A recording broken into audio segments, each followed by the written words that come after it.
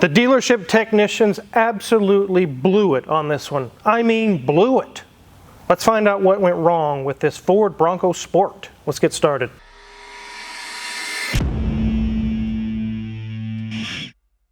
So before we dive into this car, there's a little bit of a news flash.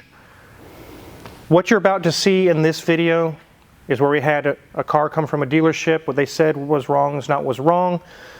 We talk about in the video what we think is wrong, but at the end of the video, you're going to find out how even that took a turn for the worse. Once we got it apart, it cascaded. There's even more wrong with this vehicle. But even with the things we found wrong, it still had nothing to do with what the dealer had originally quoted. This is going to be a good video, guys. Make sure to watch all the way to the end because there's a huge update. It's a huge turn in events. This is a 2021 Ford Bronco Sport, and it's the Outer Banks edition, which has the 1.5 liter turbo engine. This just came from a dealership. The customer hasn't had it but 3 or 4 weeks. And whenever you run it, it smells like coolant on fire. It's so strong, it almost makes your eyes water. It's bad. And the diagnosis that the dealership gave them is so much bunk and garbage. Wait till we show it to you guys. It's terrible. Before we dive into this terrible mess, let's take a look around this thing. Here's the front of this Bronco, and this is not the big full-size Bronco. This is the Bronco Sport. And we're really not going to find much in the way of scratches or dings. This thing is fairly new. It's only 4 years old, but it looks pretty cool. This is a smaller version if you want more better fuel economy. You're not really concerned with serious off-roading, but you want a cool Bronco styling. This is the way to go. It does have Ironman tires on it, all country it says. And you can see here, it is the Outer Banks edition. Let's take a look under the hood. Before we continue with this car, I could really use a snack about now. Let me tell you about a new online grocery store we've been using that has really helped us get us focused on eating better. Thrive Market, the sponsor of today's video, has become our go-to for getting high-quality groceries without premium price tags.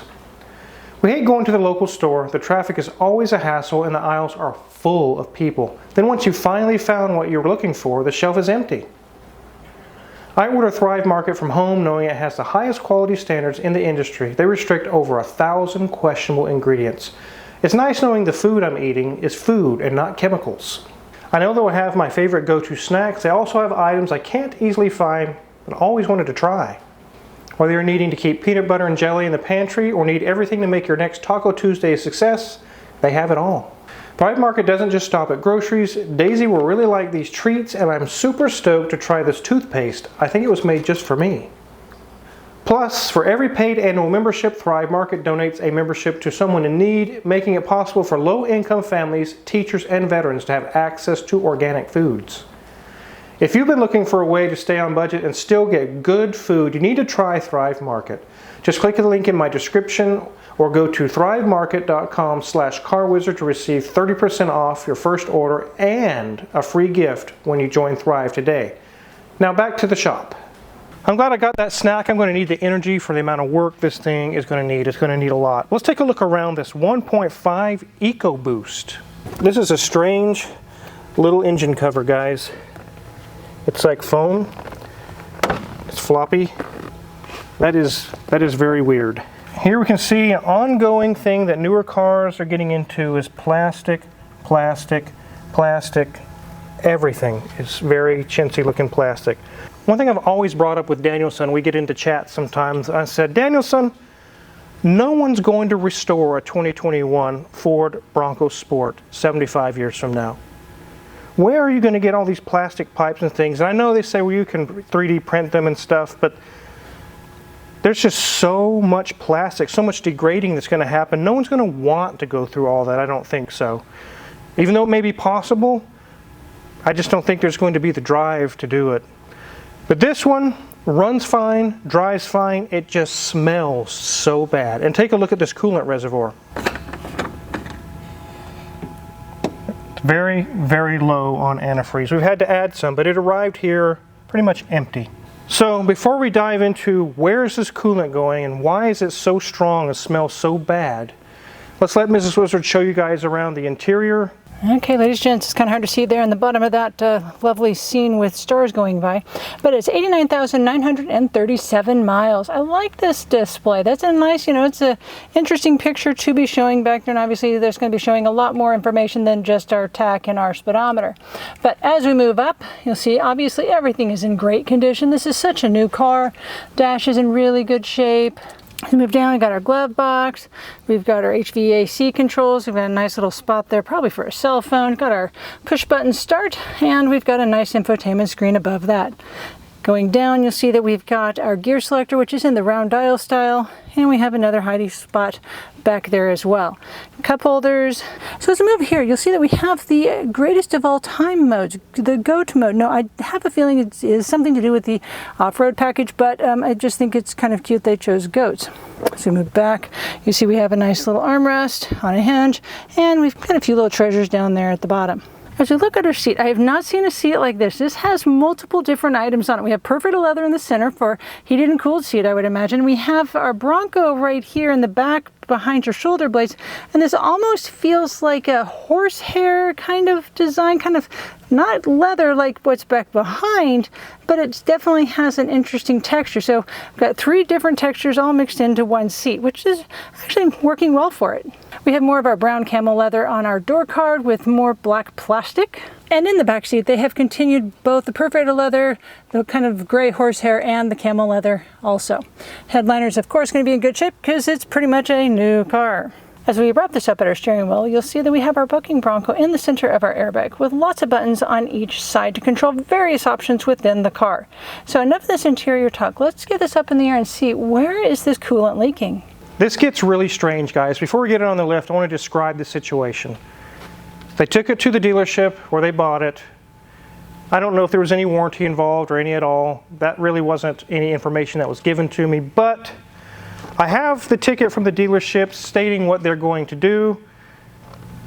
With the coolant smell, it's leaking, it's losing antifreeze. Like I said, it makes your eyes water. It's really, really bad. Let's kind of take a look at the ticket and see what it says. It says, found radiator and water pump leaking, need to replace these before proceeding. Basically, they can't diagnose it any further until they do those items. They were going to charge them for a water pump and a radiator $3,800. The customer said, I don't believe that it's a water pump or a radiator leaking. It's something else going on. The dealership told them, if you don't let us do the radiator and the water pump, then get out. He's like, well, that's what I'm going to do then. I'm going to go to Omega. I don't think that's what's wrong with this car. I have a feeling that's not what's going on here. Guys, this is almost theft for jobs that are not needed. Once we show you what's wrong with this vehicle and that the radiator and the water pump actually are not leaking at all, it'll all make sense. However, the price is still going to be near $4,000, sadly. Let's get this thing on lift.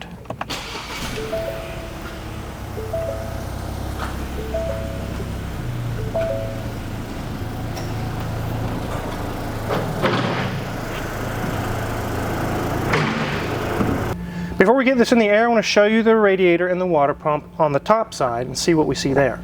You see there's our water pump. It's kind of blown out there, but there's no coolant, nothing leaking up top. It's very dry.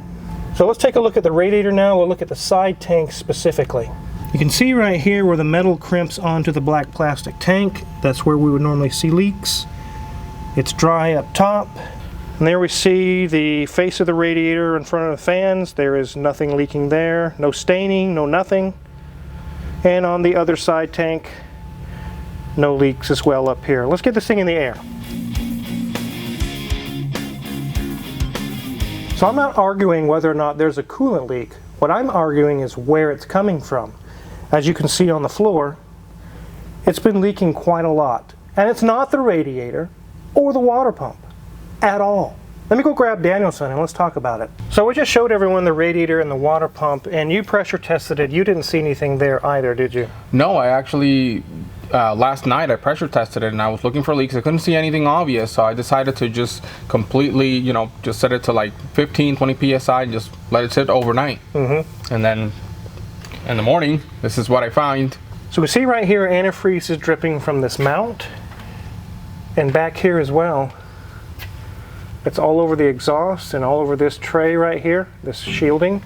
So what's going on with all this coolant back here, Danielson? So after I pressure tested it, all that coolant just came out the back of the engine. And I started looking and I found that it came from the turbo. The turbo? Yes. Now, oddly enough, this wasn't here. So when the car would get hot and start leaking coolant, it was such a small amount that would completely burn off. You could smell it, but you couldn't see it. And there wasn't nothing dripping down here until you actually, you know, let it have pressure in the system while the engine's cold and let it drip down and not burn it off. Right. And you mentioned you looked into it. It's not like a hose or a seal or something, is it? So the turbo has a cartridge in the middle that is oil cooled and coolant cooled as well. Well, the oil's for lubrication. Yeah. And that little guy right there is leaking from one of the ends coming out of the exhaust side of the turbo. So very likely the cartridge or the actual turbo itself is cracked or something, and it's just spraying coolant. It's literally spraying it onto the external parts of the catalytic converter, which we know gets to like 1,000 degrees or even more. It's really hot, instantly vaporizing it and making a fog of antifreeze burning. I was telling him it almost make your eyes water. It's so strong. It is nasty, even when it pulled in.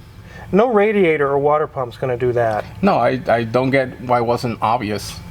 It's very obvious right here. It just about dripped on my head. So why they couldn't figure that out, I don't know. All right, I'll let you go back to break. Thank you for checking that out and let us know what in the world's going on here. Of course.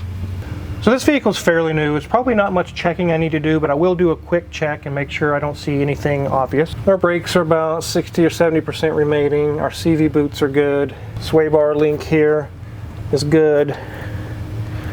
Other side, 60% on the brakes. CV boots are good. Sway bar link is good there as well. I don't see any other leaks other than our coolant leaks in the engine bay area. Everything else is dry. So here's our catalytic converter right by the drive shaft that goes to the rear. You can kind of see up in there, and it's spraying it all over the heat shield and all on the body of the catalytic converter. Actually, you can see it's piling up and leaking right here as well.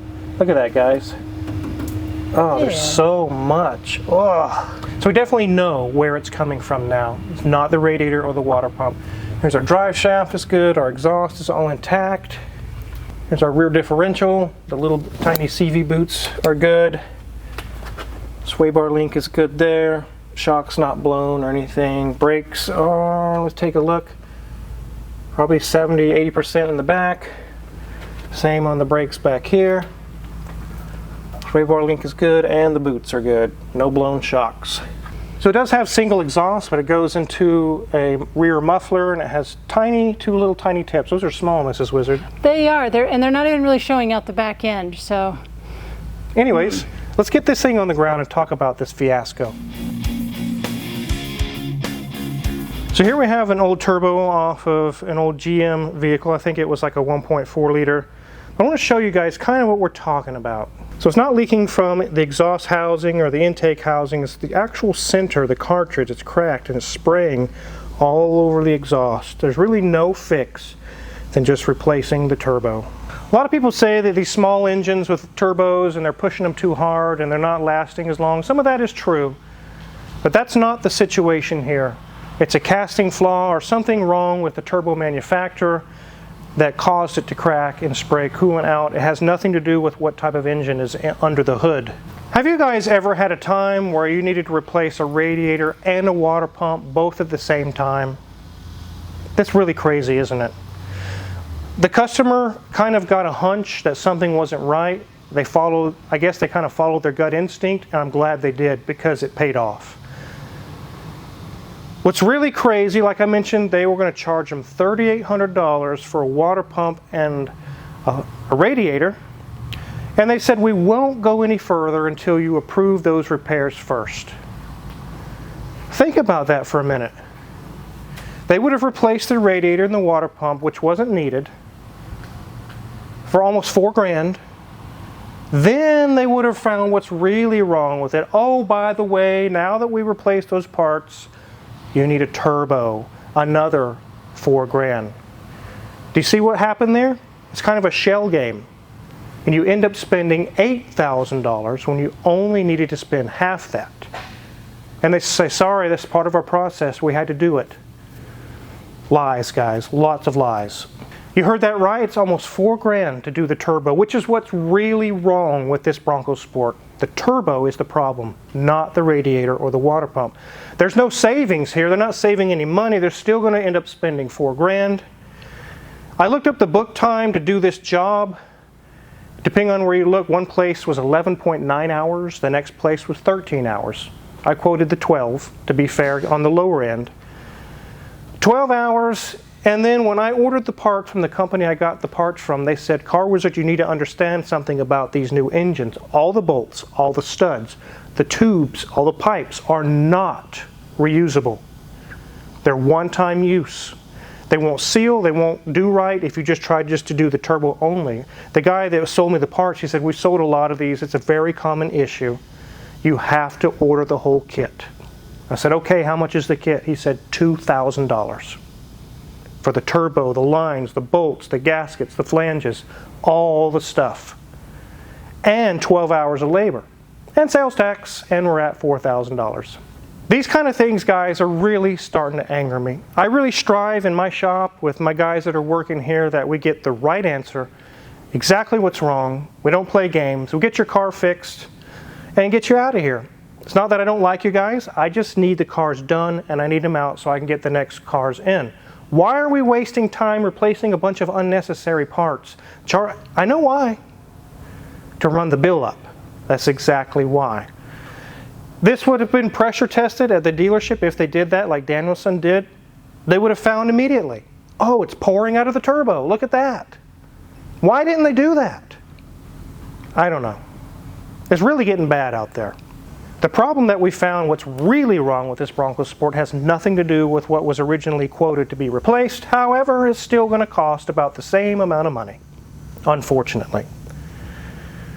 I did contact the dealer just to get a turbo to get prices, and they called me back and they said, we're not even sure we can get you one. These are failing such high rate.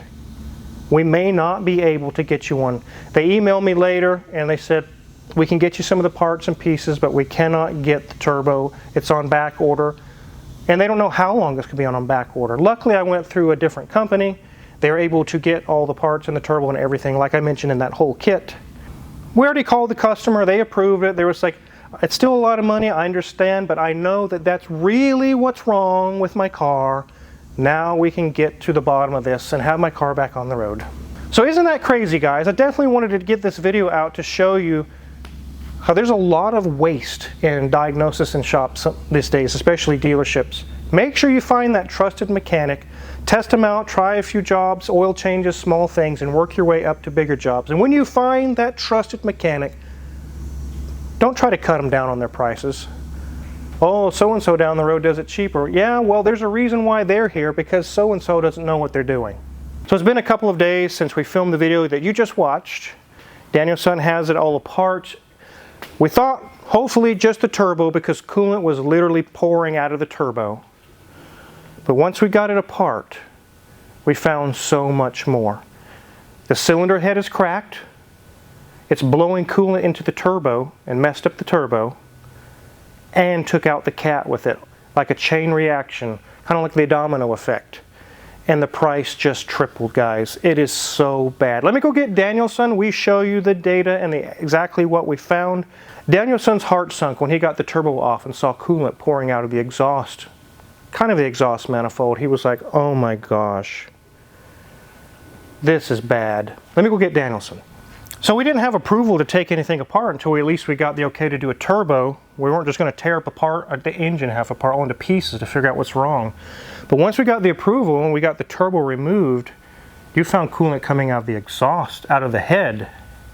Yeah, so kind of was expecting it, but not really, you know, because of the way that the car was behaving. I wasn't really seeing a lot of white smoke. So I was like, okay, it looks like it's just coming right out of the turbos, burning it off.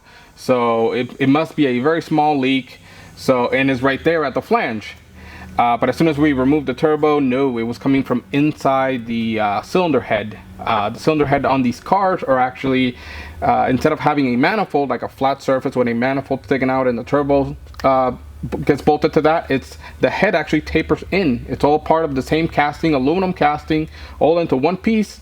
and it's surrounded by coolant to keep it cool because a lot of heat goes through there, and that's what's leaking.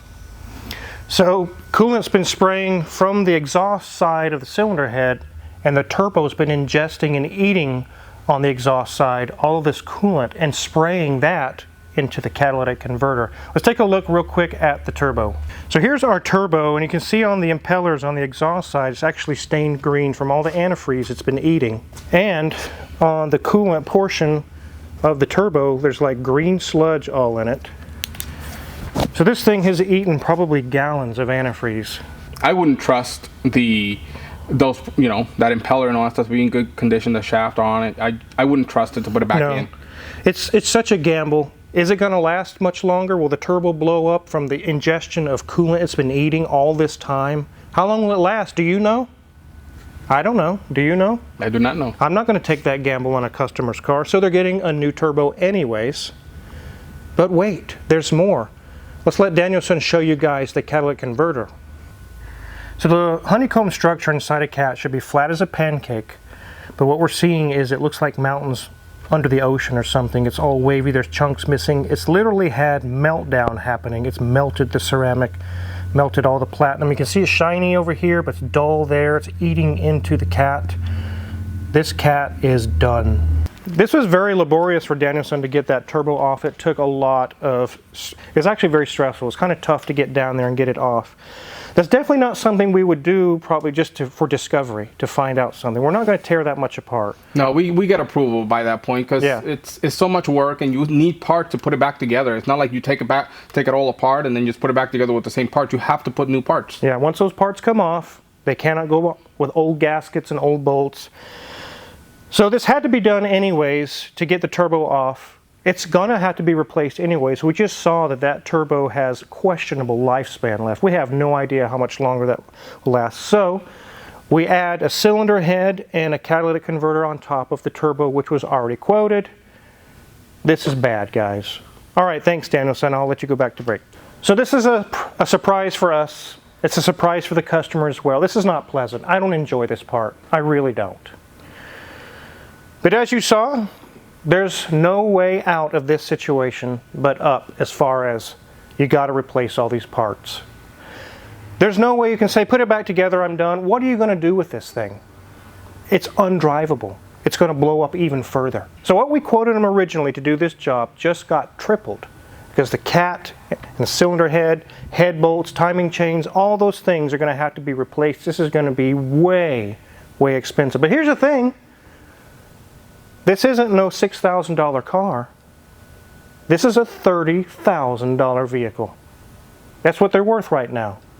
We're not even close to halfway of the value of the vehicle, so it's still worth fixing. Even it's going to be 7, 8, 9, 10 grand. I'm not sure the exact price once we get it all apart. It's going to be thousands of dollars. And here's the thing too. I contacted Parts Geek, I contacted O'Reilly's, I contacted WorldPac, I contacted a whole bunch of suppliers I have. They don't have nothing in stock for this weird little 3-cylinder 1.5 EcoBoost. Only the dealer does. So I'm going to have to get all the parts at dealer pricing, which is going to be higher than what normally should be. Dealer pricing on all the parts. This is a bummer. And with all the things we found and everything that's going on with this engine, it's still not the radiator or the water pump. Those things are fine. It never was those items. I talked to a few buddies of mine that work in the Ford business. They said these 1.3 liter engines are dropping like flies. They are dying left and right. Trash. It's one of the reasons why you can't find aftermarket parts, because the dealers they're giving extended warranties on some of the newer models because it's getting so bad. It doesn't make sense to buy aftermarket parts. People are getting them fixed at the dealer right now for free. This one doesn't qualify, unfortunately. We did ask, we did try. So, Car Wizard, should I buy a Ford Bronco Sport? Absolutely not. I don't care what year, I don't care what condition, I don't care what kind of super duper deal you get on it. I don't care. Do not buy a Ford Bronco Sport. They're bad. All of them. Here's another gut punch. This one really pisses me off. The owner of this Ford Bronco Sport is an active military service member. This is exactly not what they need right now. I really feel bad for them. I've taken a little bit off the price of the estimate because I just feel it's such a bad situation. I could have charged a whole lot more. I'm not charging as much as I could. But as you saw, there's just no magic trick here. There's no magic fix. You just got to start putting one foot in front of the other and get this thing fixed and get it done right. Otherwise, it'll never be back on the road. And for those of you who say, just pull the head off and weld it, blah, blah, blah, I'm not putting a warranty behind that. That's crap work. That's backyard, salvage yard mechanic work. We don't do that here. We do it right. So there's your update. I want to definitely show you that even for me and Danielson, we were surprised it took a turn for the worse. Sometimes that happens in a shop. Once you finally get the okay from the customer to pull stuff apart, then you find what's really going on. And sometimes it can be cheaper on the price. Sometimes, like in this situation, it can escalate really fast. So definitely wanted to give you guys an update on how crazy this situation went south really fast. If you're curious what kind of tools we're going to use to do this huge job or work on any other car in the shop, check our Amazon affiliates link in the description below. A lot of the tools we use in the shop are for sale there, and if you purchase any of them, we get a small cut, and we really appreciate it. Make sure to hit the subscribe button because situations like this are on the rise. We definitely want to watch the Car Wizard channel and all of our videos because we give you the information to help you make very wise car buying decisions. Thanks for watching.